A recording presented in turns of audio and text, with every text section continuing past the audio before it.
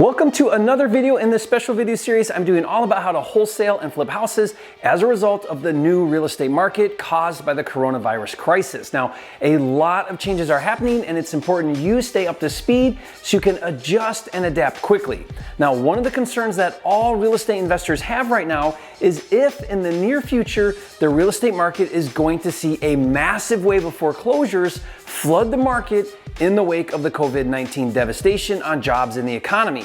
Now, if that happens, real estate values decline and may even cause another market crash similar to the 2008 crash. Now, while that may be the case, and many think it's inevitable, I personally don't think that it's going to happen. I actually have 6 compelling reasons why. So get ready to learn why I believe coronavirus won't cause foreclosures coming up.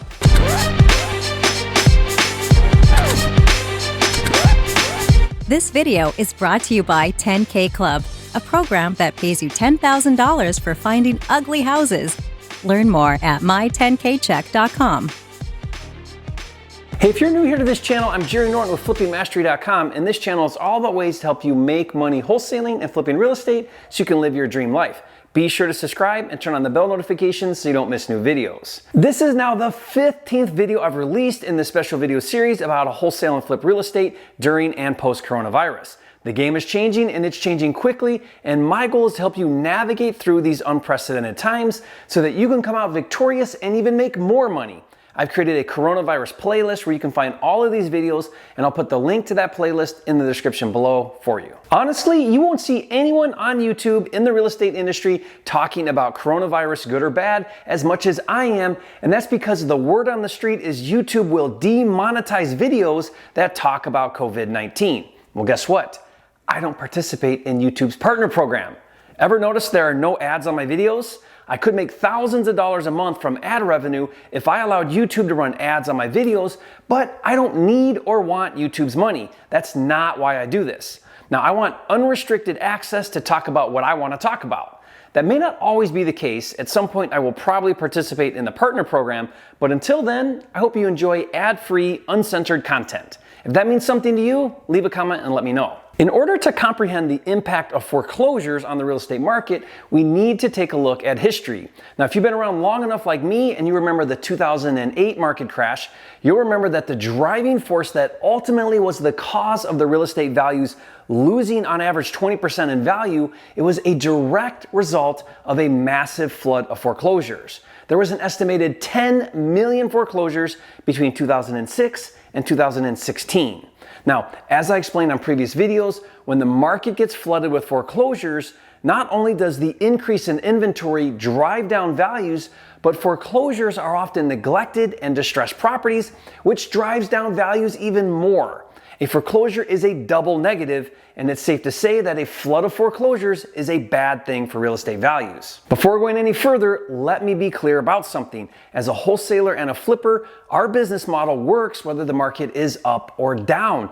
Buying and selling houses is buying and selling houses. We just need to adjust how we buy and sell houses depending on what the market is doing. My point in analyzing the aftermath of COVID-19 on the real estate market is so that I know how to adjust and adapt and when, so that I can prepare and plan and see the opportunities so that I can continue buying and selling houses and continue making money. So if and when the market gets flooded with foreclosures from the COVID-19 fallout, I'll be ready.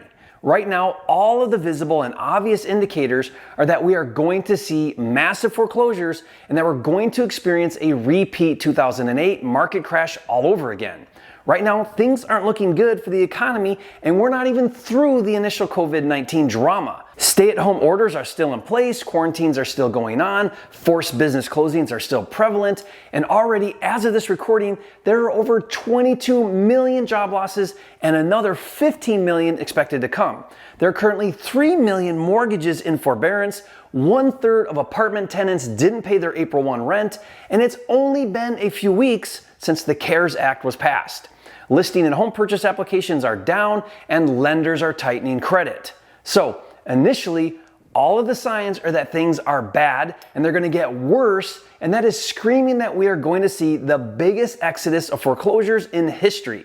Now, when I was thinking about this video a few days ago, I was curious what you, my viewers, thought about this, so I did a survey on the community tab here on YouTube where I asked if you thought we were going to see a massive wave of foreclosures hit the market, and a combined 74% that took the survey believe that we will in 2020 and 21. Now, that seems to be the prevalent sentiment about the future real estate market.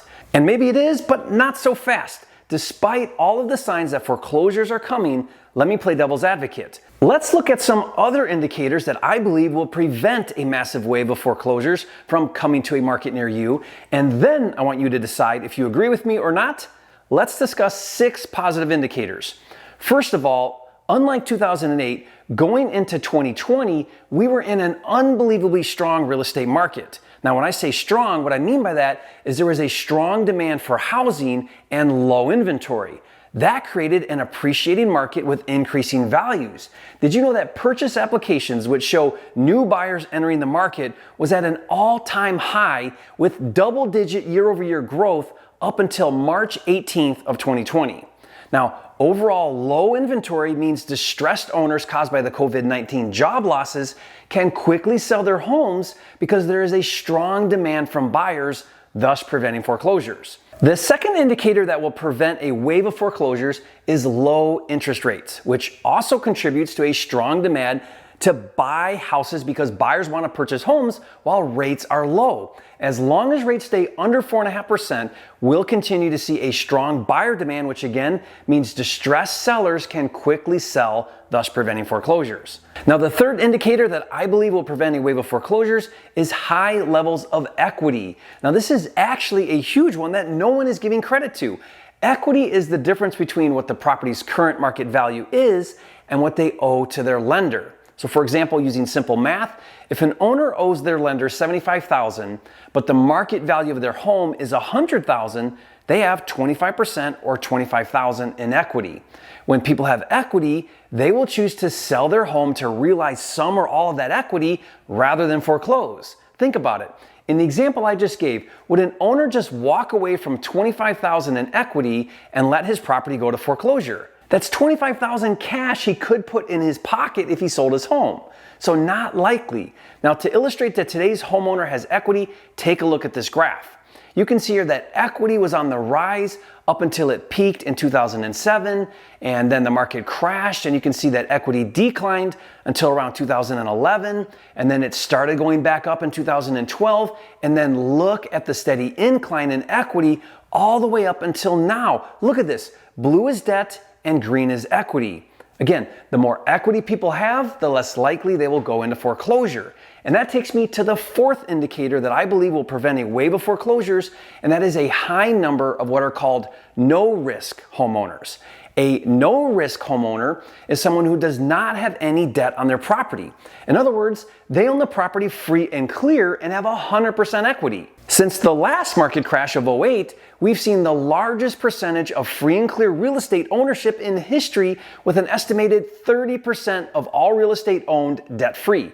That means 30% are already isolated from foreclosure. The fifth indicator that I believe will prevent a wave of foreclosures is part of the reason why so many Americans have equity, and that's because of the tightening cash out refinance guidelines that were set forth after the last market crash. Now, this was a lesson well learned. A cash out refi is when you borrow against the equity by doing a second loan and receive cash from the lender.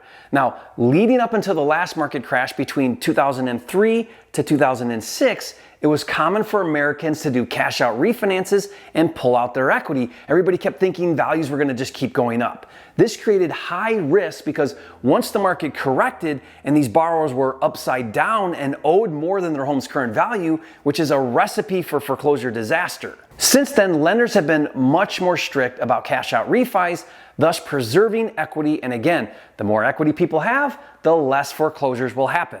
Okay, the sixth indicator that I believe will contribute to preventing a wave of foreclosures is a closer look at the largest demographic of buyers entering the marketplace, and that's entry-level buyers between the ages of 26 to 32 years old. Now, while these buyers are coming in droves, they are going to temporarily struggle to qualify for financing with tightening loan requirements. But hopefully that loosens back up over time, and regardless, they are still going to create a strong buyer demand in the marketplace, which again, like I've been saying, strong buyer demand means distressed sellers can quickly sell rather than foreclose. But you know what? Setting aside these positive indicators, let's be real, foreclosures are coming. It's inevitable. How could there not be? But based on the positive indicators I just discussed, I don't think we're going to see a flood of foreclosures that will drive down the market. And even if we do, it won't be until at least 2021. And that's because of the recent government stimulus programs. These programs provide relief for homeowners and tenants financially struggling from job loss due to COVID-19 by giving forbearances and halting lenders from foreclosing on homeowners. That means borrowers who lost their jobs that are in default are going to have the foreclosure process extended, and that will at least push us into 2021. Now, if I'm honest, I'm not a big fan of these programs, not just because of the long-term ramifications of our national debt and impending inflation from spending trillions of dollars, but because they are only going to put a small dent in the problem. I mean, honestly, is giving everyone $1,200 going to solve the problem? Not likely.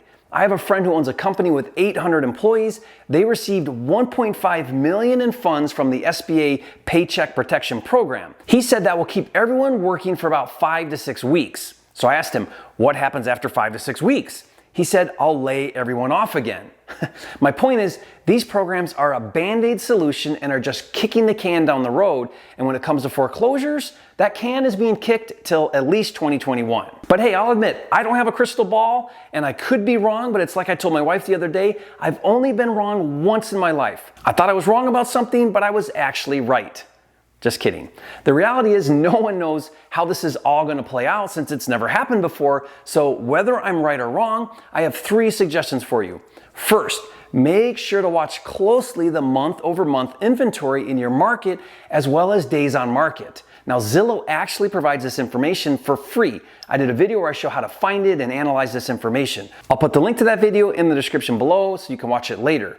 By following the trends in inventory and days on market, if and when foreclosures start to hit, you'll be able to recognize it happening early and it won't catch you off guard, which brings me to my second suggestion, and that is to adjust your offer formula for possible market decline. While I don't think it will happen anytime soon, at least as of now, I still have to acknowledge it very well could decline and assume it will.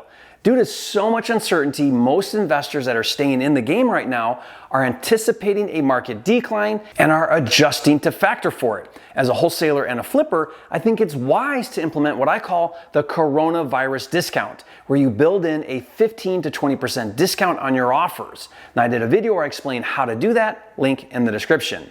And the third recommendation is to get my free on-market deal finder tool. This gives you a list of all of the underpriced on-market properties real time so you can see exactly what's for sale the minute properties get listed for sale. If foreclosures start to come out, you'll be the first to know about it. Now, I use this tool every day in my business as a way to find hot on-market deals. And like I said, I'll give you an unrestricted login for free. Just go to mydatacruncher.com. All I ask in return is you leave a comment and say, thank you, Jerry, for the free deal finder tool. You are a flipping genius. So, given everything I shared on this video and comparing both the positive and the negative, what is your opinion? Do you think we'll see a massive wave of foreclosures in 2020 or 2021?